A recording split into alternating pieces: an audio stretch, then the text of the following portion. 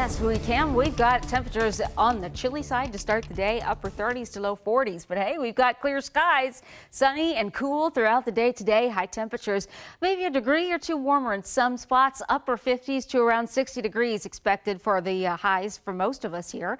Not in eastern Washington, though. That's where we're going to stay very chilly. We'll be lucky to get in the low 40s if we're around Spokane.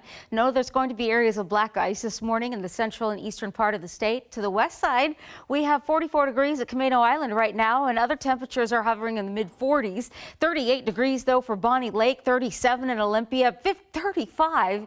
It is 35 degrees in Bremerton right now and 31 in Wishkah. So yeah, it's chilly to start out. You'll definitely want to dress warm, but again, getting a little bit of warmth from that sunshine today. It's going to be nice and sunny all day. 2 days of sunshine will last up through Wednesday. That's when clouds will increase and we'll have a little low pressure that you can see out here, the Gulf of Alaska. That's going to swing through cool air once again. It's going to keep us cool for much of the week ahead, but we're going to bring rain back to the picture as we get into Wednesday night.